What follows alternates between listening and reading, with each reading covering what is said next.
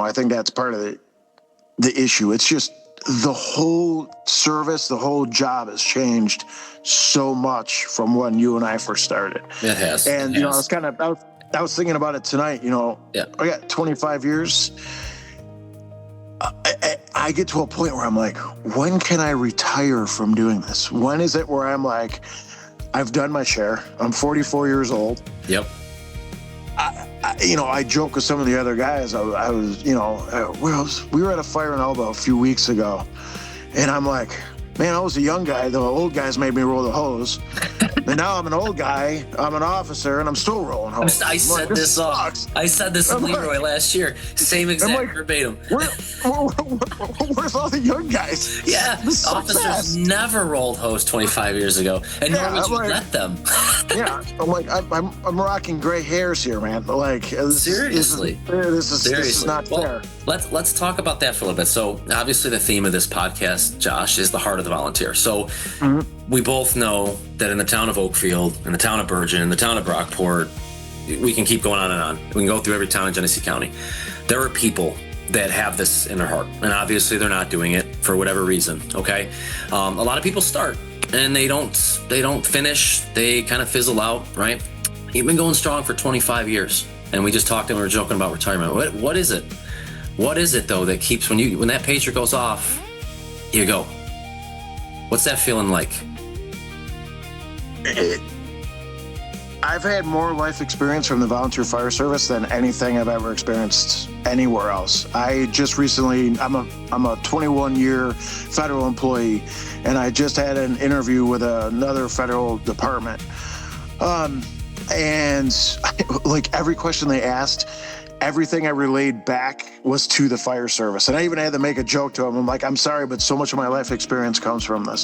The things that I've seen and done and got to experience and just these little fire departments, these little hometown departments that run 400 calls a year is really changed me as a person, the things that I've seen, the things that I've gotten to do. Everything from the blizzard of 2022 that we had, the amount of people that we rescued during that, the pictures and the things that we experienced during that, it was just absolutely mind-blowing. The amount of lives that we saved.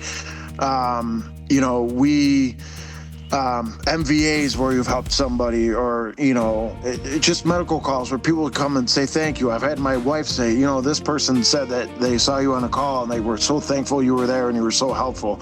A few years ago we had a really good save. We had a house fire where a woman was trapped in the basement, and we made an absolutely fantastic save, found the woman, pulled her out, kept her alive, lived. We were able to have like this great press meet and greet at our fire station, and got to meet her and got to meet her family. Awesome. And how often you get to say, how many of us get to go and say, hey, I went inside a burning building, found a woman that was trapped in there and rescued her, and she lived. 99% of us will never do it. And the amount of us in the fire service that will never get to do that. That's what I'm saying. It's the most rare occurrence in the fire service. And to be able to say that happened with us, and that's just and there was a Bob Fix from the city of Batavia. He said the same thing. Bob was in with us when we found this guy, and him and I had a long chat about that rescue. And Bob said, he goes, we've helped pull people out, but we've never actually made, that was a really perfect save where it was like she's up and talking to us, and we can have a conversation with her to this day. I think that's part of it, is you get to see that stuff. You get to experience those kind of things and even silly things. I mean, I remember years ago they did a drill at Attica Prison. This is in the early 2000s. And we brought the ladder truck from town of Batavia to Attica Prison. And I'm behind the main wall, 85 feet up, looking down at all the inmates. It's just things like that people don't really get to experience. And I was like, they're allowing me to do this? Yes. Like, how cool is this? It's almost a privilege, right? Like, you almost feel privileged in a way.